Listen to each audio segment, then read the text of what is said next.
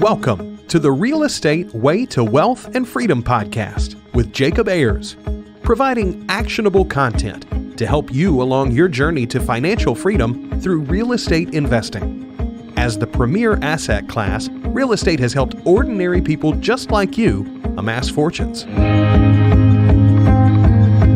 The benefits of passive income from real estate investing will allow you to live a life you want.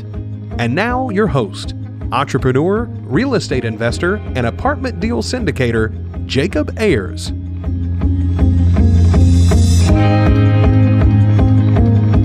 Hi, and welcome to the Real Estate Way to Wealth and Freedom podcast, episode 273. Hi, I'm your host, Jacob Ayers. Welcome back to this week's episode. Hey, Merry Christmas and Happy New Year's to you. Such an exciting time of the year. I hope you're wrapping up 2019 strongly and ready to head into 2020 with a fresh, great new mindset.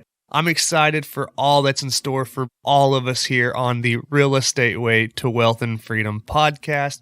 Well, with that, this week's guest is Tamera Aragon. Tamera is an entrepreneur, online marketer, real estate investor, author, trainer, coach, and so much more. I had a great time talking with Tamera on the podcast today. We talk about her journey, how she got started in the world of real estate investing, and how she went from flipping horses to flipping houses. Yes, it's a great conversation. We're going to learn about how she finds deals, how she finances deals, what she does with them, her investment philosophy, how she has bought and sold hundreds of homes and now is transitioning into apartment deals. So let's jump right into this week's episode.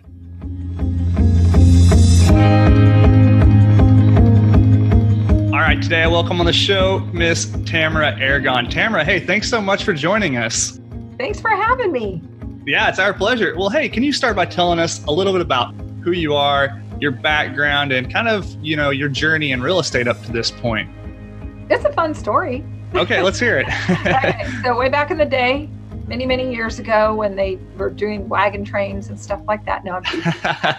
Way back in the day, those stories where gurus talk about where their mother died, their brother died, they lost their house to a fire, got in a wreck, had cancer. Something like that, yeah. All that happened. And okay. More. No, I'm not even kidding. I mean, it was rough. I had a business I started when I was 20, and I'm in my 50s now. So, but my very first multi-million dollar business was started when I was 20 years old. And I ran it for many years and had nothing to do with real estate.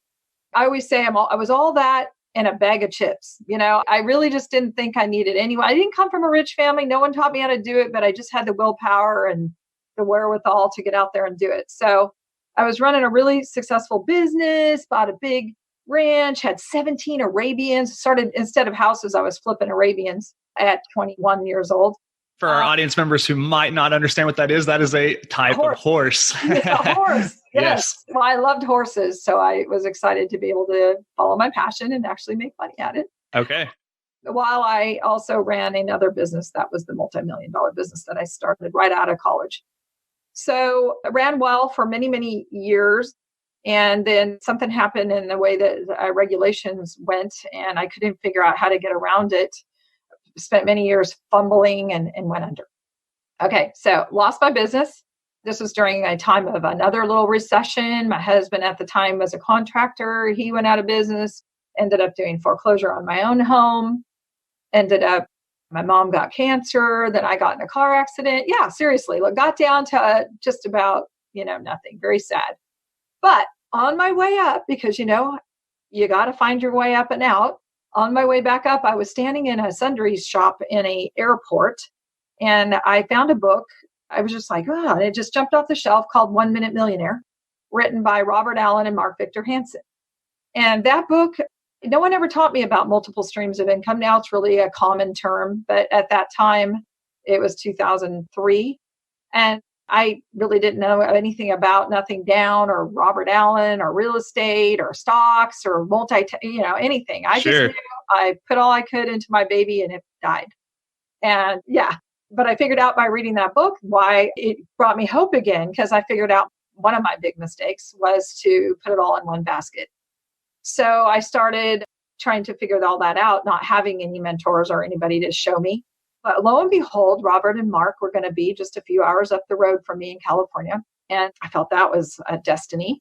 So I got in my car and drove to this little event they were having up there. And they do what all gurus do: come free, watch what we have, free training. So I did that and I enjoyed the show. And at the end, they put out an offer for them to coach me. And of course, they already rocked my world by everything that I was, this big epiphany that I experienced. And they offered something and I had to come up with $5,000 at the end of their offer. Well, I don't know why, but my hand raised because I didn't have $5,000. Yeah. But I raised my hand anyway. And then as I'm walking to the back table with no money on my credit card and definitely didn't have $5,000, I'm like, what am I going to do? I really want to work with these people. I really want to figure life out.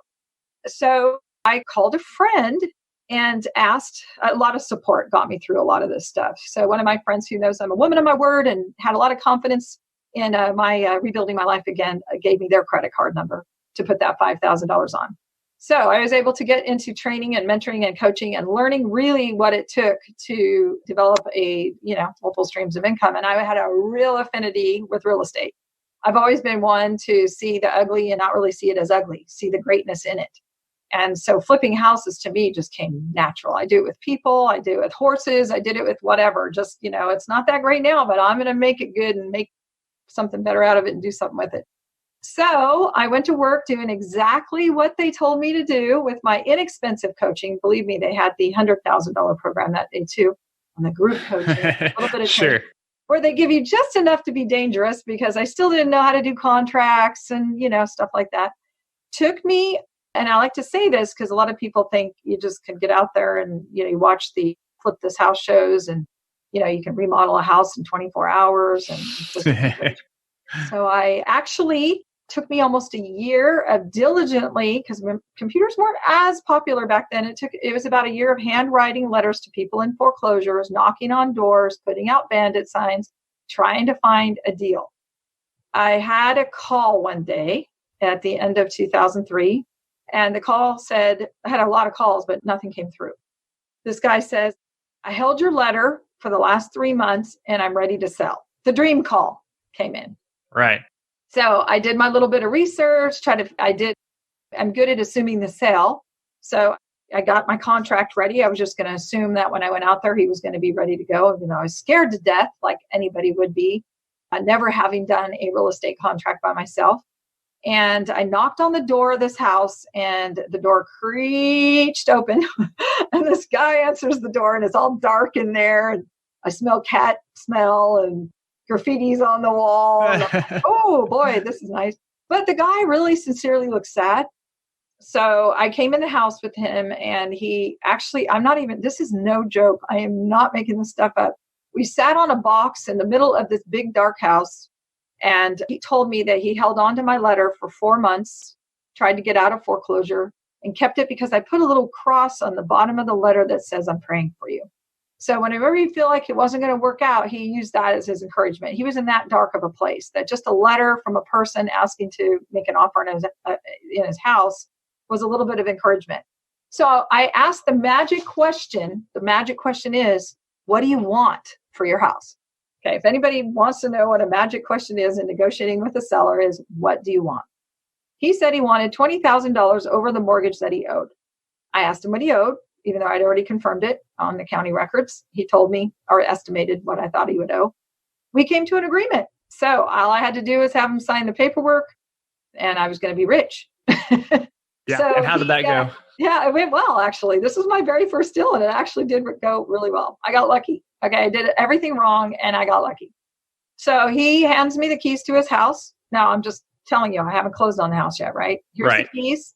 Here's the contract. Oh, and he digs in his pocket and said, here's the keys to the car in the driveway. It doesn't run, but I don't want that either. He literally walks out the door and walks down the street and leaves me with 2 keys and a contract. So now I'm trying to figure out what to do with it. So I did take it to title, but with no money down. The old Robert Allen, well, you're supposed to put $1 down on a contract at least. I put that contract in title with no money down. Then I'm like, okay, what am I going to do with this? Well, I have no money and I don't know how I'm going to get this done. So I called a bunch of family and friends and we fixed up the house together. I got my bunch of people, just said, hey, I need to call out some favors here. I need the house painted. I need some flooring done. We need some lights. Let's clean this place up and put it on the market. And then at the same time, I did something else wrong. I stuck a for sale by owner sign on the front lawn. Now, mind you, I don't own it. Okay, back in the day, that no one taught me these strategies. I didn't even know what it was called, but that I was picturing myself selling the house and using the money from the sale to buy the house, which we now call a double closing. Right. So at the time, I didn't have that term. I just thought it was a good idea. So I made it up all myself.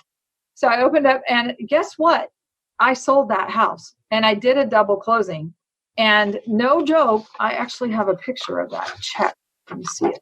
I made $80,000 on my first deal, doing all this crazy stuff that I probably shouldn't have done. So first of all, I'm not a good example of what to do strategically, but I am an example of what to do mentally and to keep going and trying to figure it out. Because there were so many places I could have stopped in that. Yeah. Absolutely. Well, what I love about your story, first going back from flipping horses to now flipping houses, a fun journey there. But at one point you were at a really low place and you could have said, hey, this is it. This is my reality. This is my future, and kind of gave up there. Right. But you chose to kind of create a better future for yourself, go out, pull some strings, pull some, cats out of a bag, figure out how to get that training under your belt. And then you really were off to the races with this first deal. So many creative things you did with it. But what were some of those lessons learned that you took forward with you on that next deal and the next? And the next deal and the next deal and the next deal. OPM, other people's money. Yes. Really has gotten me through this ride the entire time. Today, I have over 20 investors that work with me. Yeah, I have millions of my own, but I also have millions of others, dollars that I do deals for. Whether it's private money or friends' money. And I know it's hard when someone's first getting started. Like I would have been really uncomfortable asking I would never on my first deal, but I had the nerve to feel confident in taking someone's money without a mentor. So get a mentor. You don't have to necessarily pay $5,000 for one, but find somebody that maybe is willing to share and to even, pay them a little bit to, like I have a person that paid me $500 a couple of times just to sit down and look at the deals they had going and help them work through them. So get a mentor, other people's money. Those are two really big things. And negotiating, working with people. Remember, these are people we're dealing with, people with losses, people in the title company, people, that you're selling the house to and buying it from. People are what's important. And I couldn't have done anything I've done from beginning to end and to today without making networking. I guess I'll call it networking. Yeah, sure. Real estate is a people business at the end of the day, right? From dealing with people like those sellers of these properties or dealing with people like your investors to dealing with people like your mentors, right? So, it's a relationship business across the board. Exactly. And since that first deal, I've done, I've used different numbers. I've just kind of lost count. I said around 300 5 years ago. So I figure I do about 60 deals a year, about 5 deals a month. So I'm probably closer to 500 at this point. So I've done a lot of deals. I do a lot of flipping. So let's go back to that first deal and tell us how you've kind of progressed in your journey since then. So you do that very first deal. It goes well. You make your first $80,000 check. Probably that light bulb in your head goes off, right? Like, okay, wow, this is proof of concept. All this training I learned up to this point really does work. So you went out and did this thing again and again, or tell us what was next for you. Several other, I just kept knocking on doors and started getting more letters. But then I thought this wholesale thing. So I thought, I wonder how, people had mentioned the term wholesale to me. And so I got really familiar with that also that year. I just hadn't found any deals that I was going to wholesale. But I thought at that time, new builds were coming in. There was a lot of new contractors. This is where I got a large number of things that came up. So I started going to where they were, and this happened again, whether it's going to work now or not. The new builds in my area are very minimal, but at the time there was a lot of new builds. So I went into the new builders places. And I said, well, what if I gave you $1,000 per contract and I was going to do my best to buy them. But what if you didn't mind if I actually, sold the contract to somebody else? Would you mind? I was upfront. I didn't go in and try to get into contract on 10 houses for $1,000 each and give them any kind of delusion that I was buying 10 houses. And they didn't mind that while the houses were being built. But as they were being built, the equity went up. So I got them at a price. And by the time they were built, so many months later, they got a lot of equity. So by the time I was selling the contract, I could sell the contract at a discount and still make a significant amount of money wholesaling contracts. Is that because it was in a highly appreciating market? When you say there's a lot of equity, Yeah. it's not that a loan balance was being paid down on those, but you buy a price A today and 3-6 months down the line, the property may be worth more than that. Right. So I went into a contract, let's say the house in January of 2019 is $100,000, but the market's appreciating. Like our market here went up 10%. So maybe 9 months later, it's worth $108,000. So if I wholesaled it for $100,000, believe me, I was making more like $20,000 or $30,000, and I was buying $300,000 and $500,000 home with very minimal earnest money to hold the contract. And they gave me a period of time to close on it. And if it didn't close, they were just going to put it on the market anyway. So it worked out for me. And then I started, and this is when people started asking me, how are you doing this? So then I started going online and bringing the builders, because I wasn't a realtor. I wasn't allowed to sell, but the builders would come on and sell. And then, so deals would be worked that way. And, I just got, that going. And then in the meantime, I was still doing good old fashioned flips and good old fashioned wholesales. And I just was really diligent in my marketing. I always had 3 marketing methods going. Okay. And what were those? Usually direct mail, like I said, handwritten letters. I have a different one today if you want to talk about that. But at that time, it was always direct mail, bandit signs, and knocking on doors. And now I have systems in place. I obviously don't have time to knock on doors or need to, but I do have a lot of systems and people that I put to work. And those first deals that you were doing, were those in state, where you were in California, or were those out of state? All over at that point. I started in my town, of course, but then I figured out, I started going to other conferences. I think I ended up I talk about spending $5,000, by the way. That person that loaned me that money not only got her credit card interest paid, but I paid her a 10% interest on top of that. So she made money on my money as well. Yeah. Because I insisted on it. But I ended up putting probably close to 6 figures into mentoring and training. So we would go all over the United States and meet a lot of really good investors. So networking with other investors was really good. They ended up being builders. They ended up being realtors. That's how I started getting connected with people all over the United States in that. So. And is that what you're still doing to this day, Tamera? Kind of that same fix and flip models, doing some wholesaling, and is that what you're buy and hold? Okay. Yeah, I own 17 now. I don't own a ton. Okay. But I own 17 properties, and I had somebody ask me the other day, well, why don't you just buy something bigger and sit on it? And I said, well, if you can make on $100,000 property $20,000 today versus making $200 a month over 5 years, which do you think makes more sense? I'm making pretty good money flipping. And a lot of it isn't, remember, I have investors, so a lot of it isn't even my money. Right. So it's like making 100% profit. Right. So you've got these lead generation methods that you've got kind of built today over years and years of refinement. So when you go out and you find a new deal, how do you decide whether you're going to wholesale it, decide whether you're going to flip it, or decide whether you're going to keep it in your own portfolio? Are there certain qualitative or quantitative measures you're looking for in those? Yeah. So I usually want to have a really nice cap rate on my rentals. So I'll use a good example of you like to talk about recent projects. I just purchased a triplex for $260,000 here in Stockton, California. Okay. And it needed a roof, and they were pretty tore up on the inside. However, they had really long-term tenants, and people like to talk, well, how'd you find that? Well, that was from direct mail and people that I had to meet with about 5 times before they decided they wanted the price I was willing to pay. And the reason they were selling it is those were family members in there, and they didn't have the money to fix it up at all, and they didn't have the heart to raise the rent. So they knew they had to do something, but they felt stuck between a rock and a hard place. So yeah, right. So based on the work that needed to be done and the profit margin I need to have, I gave them the offer, and they did. That's another thing. I never get emotionally attached to the property. I'm always emotionally attached to the human being in front of me and their hardship, but I don't get emotionally attached to the property or the need to buy it. So I make an offer. If it's not accepted, completely understood. In fact, encourage them if they really want to sell it, refer a realtor I know. I'm always about win-win. It's not going to make sense to them to accept my offer. It's okay. This case, they decided it was going to make sense to them. So I got a contract. So they were only paying $665 a month for about that for each unit. It needed, the roof alone was about $20,000. I mean, that roof was tore up. It was a really mess. So it was a big expense for the roof. And then I had budgeted $35,000 to $40,000 for rehab on all 3 units.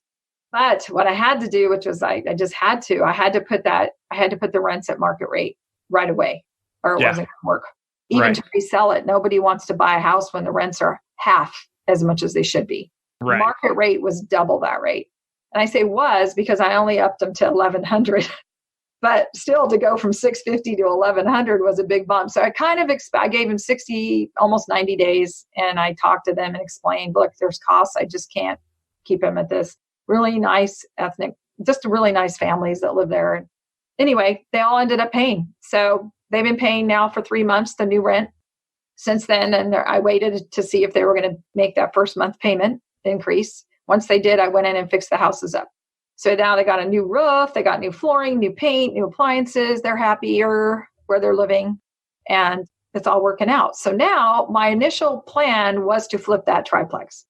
Right. But now that I'm collecting $3,300 a month on a property that's costed me, and my rehab estimate was much higher than it ended up being. It was less than 20 for the interior. So now I'm maybe in $295 and collecting $3,300 a month with very low output monthly for my expenses. Utilities are very low. And then I just have property taxes and insurance. So I'm at about an 8% cap rate. So I've got other investors in on this house, and I'm either going to buy them out at 10% or keep it. That's just a property I need to keep. That's around the corner.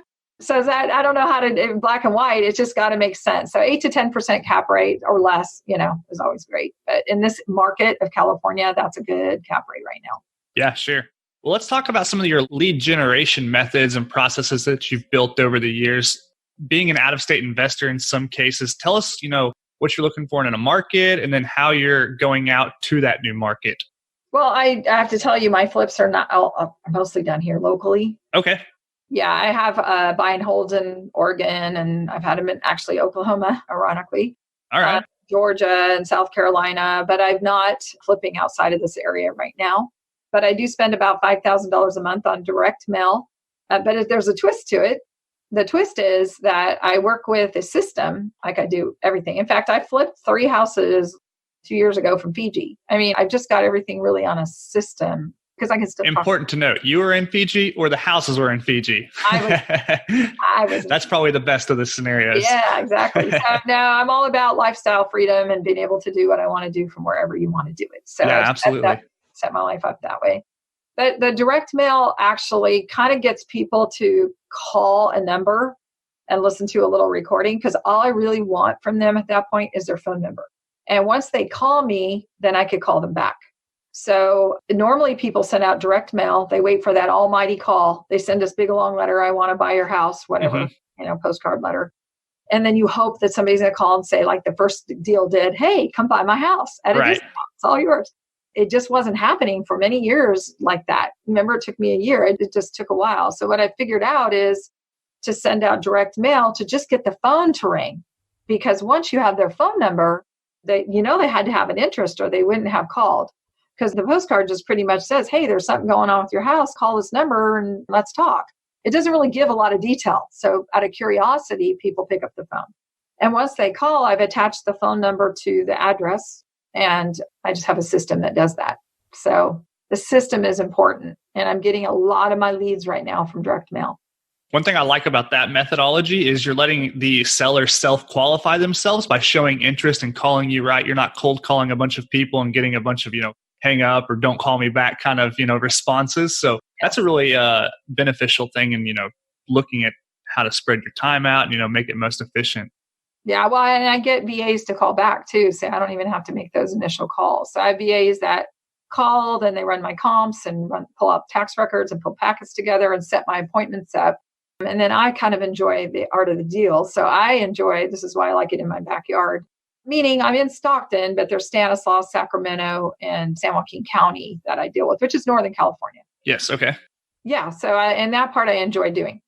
So what types of deals are you targeting in your lead generation strategies? Is it specifically single family homes, 3-bedroom, 2 bathrooms in your area? What kind of quantitative features are you looking? Yeah. So my philosophy is if they're not motivated, they're probably not my person, right? They're not somebody who's going to want to talk to me about buying their house. So motivation is most important. So I don't focus on the number of beds or baths, or I don't even care the condition. I'm the kind of gal buy the ugliest, worst, horrible rehab that everybody else was like, heck no, I'd bring it on. Yeah. So I actually focus on the motivation. So the motivation for me, I'm looking for is why would they want to sell it? Well, right now people are thinking, it's probably the peak of the market and it's going to go down. So I'm focusing a lot on landlords who might be thinking that, which they're feeling a little motivated right now about that. Of course, I focus on the typical foreclosures and behind on their taxes, bankruptcies, the things where people are displaying some form of some financial difficulty where they may want to have some cash. So I also try to pay attention to if there's some equity in the properties. So the way that the direct mail lists that you do right now, you can actually narrow down to the hope of some equity. You don't always know 100%, but sure. And explain why that equity piece is important. It's getting less important. I'm starting to focus a little bit on lease options. So I'm thinking I might walk out from that. Yesterday, I met with a lady whose husband passed. It's a terrible thing. She just bought a house in June. Her husband dies in July. She's 80 years old. Terrible, terrible thing. So sad. But she went and her husband was a veteran, and they got a VA loan with no money down. So the amount that she owes is nearly 100% of the value of the house. That's a house with no equity. Yes. So really, the only thing I could do with her is offer a lease with option to purchase, which is, how about if I was able to make your mortgage payment, then you can go take your less budget and go find another way to live. And I'll take care of the house and selling the house and figure it out in 5 years. So I just hold on to the house with a monthly payment. I mean, that would be my strategy with that. But generally, you can't offer a lower price that you could profit from if there's no equity. Yeah, right. Okay. Makes sense. And so but lease options is kind of a cool deal. So yeah, tell us a little bit about that and why you like those these days. Well, because there is those kinds of problems. But the thing is you want to be careful and get a lease option expert, not me, to have you, like I was mentioning John to you. Yeah, that's his deal. Maybe you should have him on the call someday. He actually has spent a lot of money on the right contracts because, lenders are involved and you want to make sure that you manage the properties the way that they need to be managed.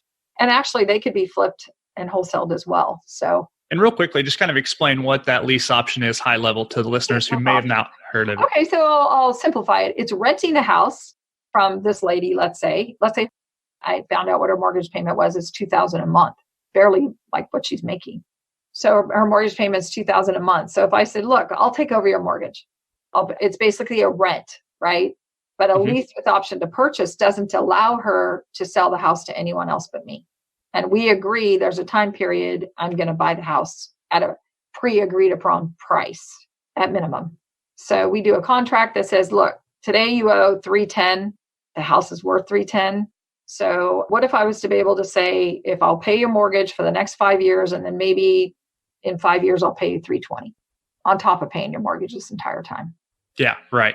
Something like that. I mean, that's a simplified version, but your strategy there would be to go out and then sub-rent it out to a tenant, right? And then in hopes that in 5 years, $2,400 a month. Right. And then 5 years down the line, you hope that the property is worth more than the $320,000 you've got it under contract to buy, and you can either buy it below market value at that point, possibly wholesale, or do a bunch of unique things from there. Or I can walk away because it's an option to purchase. It's not a requirement. And the $2,000 a month still got me $400 a month when I didn't put any money down. So 400 times 12 is 48. In 5 years, I will have made 5,000 times 6. There was that 25,000 doing very little. Yeah. So even if I had to walk away, I didn't lose money. Yeah, great. I like that. Well, Tamera, you've lost track of how many deals you've done now. Let's call it 500 plus. You really have no idea. You're out here, you've really got some systems and strategies that are working for you. Is your plan to just kind of continue doing the same thing over and over and growing and scaling that way? Or, what are your future plans?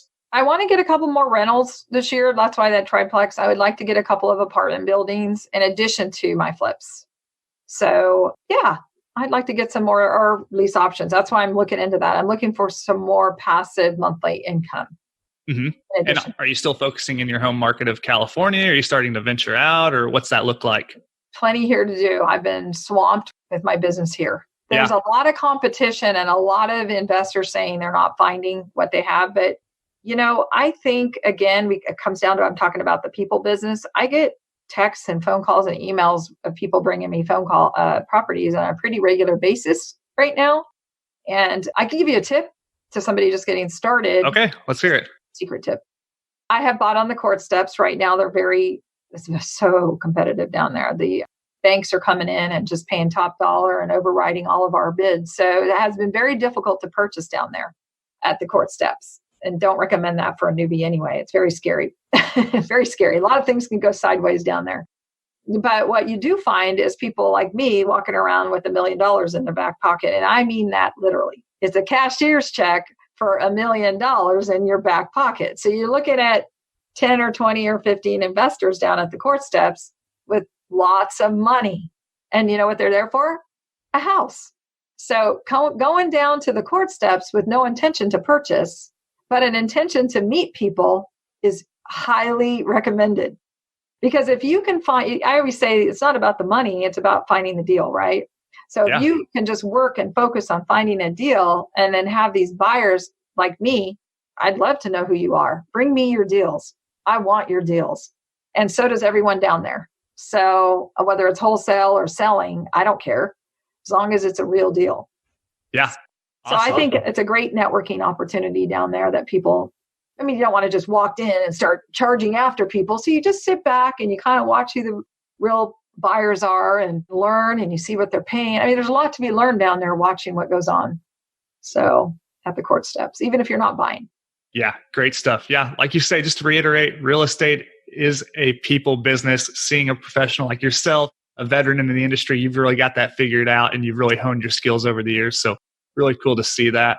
Well, Tamera, as we're wrapping up here, we've got a lightning round. We end with all of our guests. We like to just fire a bunch of questions at you. Are you up for it? Yep.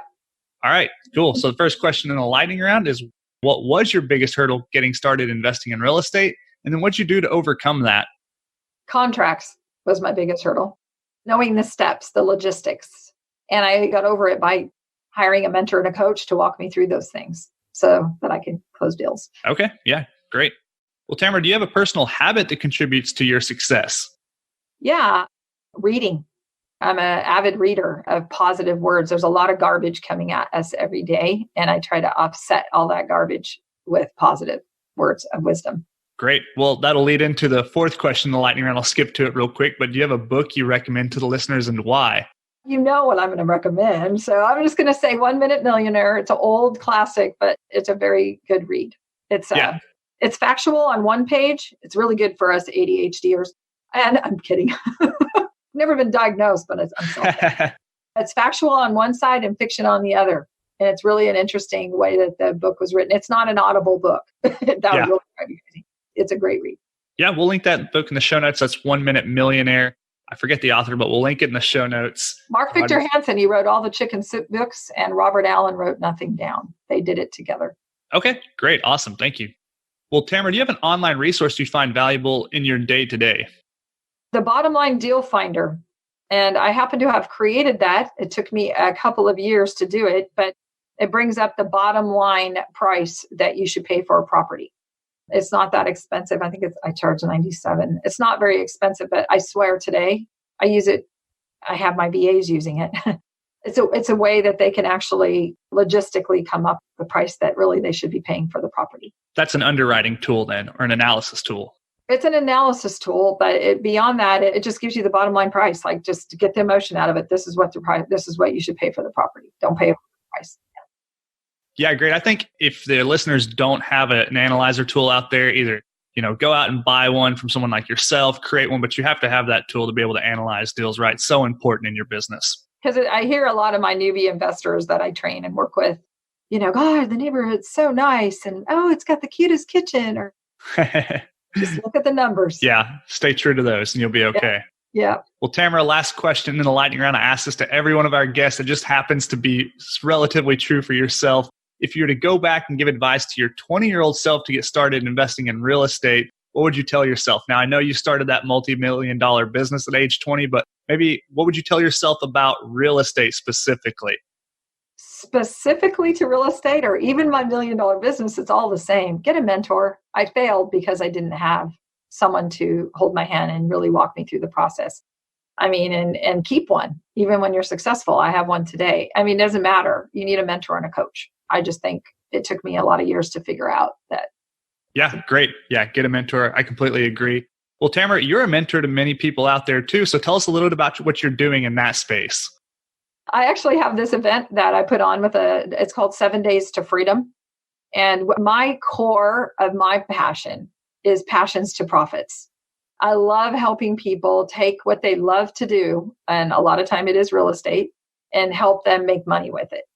So get very good clarity on their vision and their plan for their life, first of all, and then monetize it.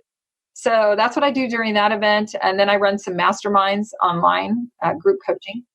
There's a product that I sell that is very inexpensive, and it's a great way for a newbie investor to get started. It's called, and if anything, just go watch the video on there, locatorgold.com. And it's a FSBO finding. All my investors that I've connected with over the years are in there on this software, that when somebody plugs in a name, address, and a reason why it's a deal, and then they go buy it, they just earn some instant cash without having to worry about getting into contract and all of that. So if you go watch Locator Gold video, you'll learn about that. And then I do have a free giveaway. Okay. It's a book, 27 Ways to Find Real Estate.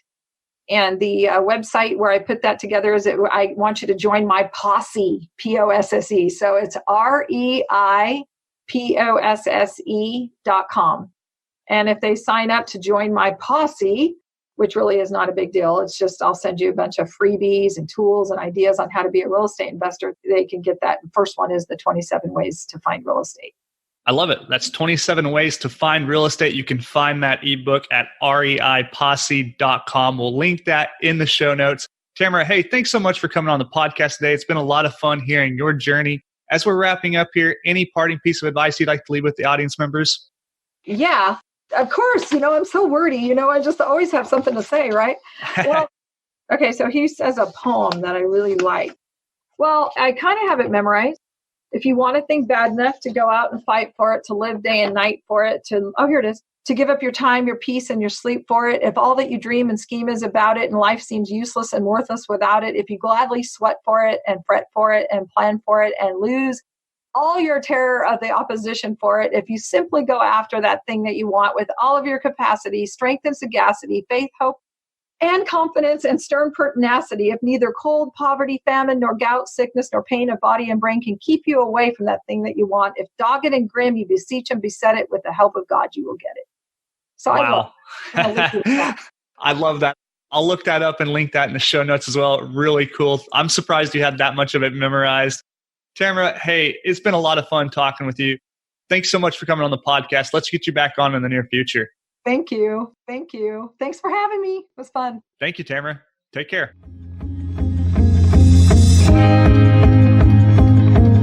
All right, that wraps up this week's episode with our guest, Tamera Aragon. Hey, I really hope you enjoyed that conversation with Tamera. If you want to learn more about any of the resources we mentioned in that show, you can find those in the show notes. As always, for more information, resources, and to connect with me, you can do so at www.jacobayers.com. Well, till next week, engineer the lifestyle you want. You've been listening to the Real Estate Way to Wealth and Freedom podcast, providing you actionable content to build your real estate empire. Nothing on this show should be considered specific, personal, or professional advice. Please consult an appropriate tax, legal, real estate, financial, or business professional for personal advice. The opinions of guests are their own. Information is not guaranteed. All investment strategies have a potential for profit or loss. The host is operating on behalf of the Real Estate Way to Wealth and Freedom, LLC, exclusively.